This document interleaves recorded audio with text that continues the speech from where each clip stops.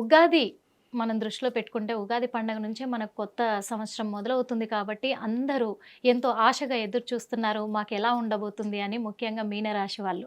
మరి ఈ మీనరాశి వాళ్ళ గ్రహస్థితి ఎలా ఉండబోతుందంటారు? మేడం మీనరాశి వాళ్ళకి రాశిలోనే షడ్గ్రహ కూటమి. ఓకే. 6 గ్రహాలు హ్మ్. మీనరాశిలో ఉంటాయి. అయితే మనము పండగ రోజు గ్రహస్థితిని చూసుకుంటే వృషభ రాశిలో గురువు, మిథున రాశిలో కుజుడు, ఓకే సార్. కన్యా రాశిలో కేతు ఉంటాడు కేతు. వీళ్ళకి. హ్మ్. అయితే ఇది పండగ రోజు గ్రహస్థితి అయితే మే 18 నుంచి 22 తారీఖు వరకు హ్మ్. గురు సంచారం వృషభ రాశి నుంచి మిథునంలోకి, ఓకే.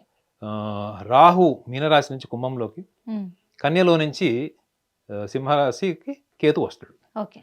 సో ఇది 22 తారీఖు తర్వాత జరిగేటువంటి గ్రహస్థితి. 22వ తారీఖు నుంచి. తర్వాత నుంచి హ్మ్. ప్రధానమైనటువంటి గ్రహాలు ఇవి జరుగుతాయి. ఈ మూమెంటం ఉంటుంది. ఓకే. అయితే వీళ్ళకి మీనరాశి వాళ్ళకి దీని యొక్క షడ్గ్రహ కూటమి యొక్క పరిణామాలు విపరీతంగా ఉంటాయని అంటున్నారు. కానీ షడ్గ్రహ కూటమి మీనరాశి వాళ్ళకి కేవలం హ్మ్. 2 రోజులే ఉంటుంది. అక్కడ 6 గ్రహాలు 2 రోజులు ఉంటాయి. ఓకే. 2 రోజులు అయిపోయిన తర్వాత అక్కడ పంచగ్రహ కూటమి ఉంటుంది. కాబట్టి వీళ్ళు భయపడాల్సిన అవసరం లేదు. లేదు. ప్రధాన కారణం ఏంటంటే వీళ్ళకి రాశిలో శని ఉన్నా, రాహు ఉన్నా చాలామంది కూడా వీళ్ళకి విపరీతమైన పరిణామాలు ఏర్పడతాయని చెప్తున్నారు. హ్మ్. కానీ మీనరాశికి అంటూ ఒక లక్షణం ఉంది. మిగతా ఏ రాశులకు కూడా లేనటువంటి ఒక గొప్ప లక్షణము, ప్రత్యేక లక్షణం మీనరాశికి ఉంది. Okay sir. అదేంటంటే మీనరాశి అంటేనే ఆధ్యాత్మిక పరమైనటువంటి రాశి. హ్మ్.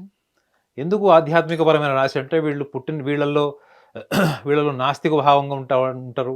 హ్మ్. వ్యతిరేక భావజాలం వాళ్ళు ఉంటారు. హ్మ్. మరి వీళ్ళు ఆధ్యాత్మికంగా ఎలా అని చెప్తారు సార్, మీరు జనరలైజ్ చేసి అనొచ్చు. నా దృష్టిలో అక్కడ శనిగ్రహము 2.5 సంవత్సరాలు ఉన్నప్పటికీ కూడా హ్మ్.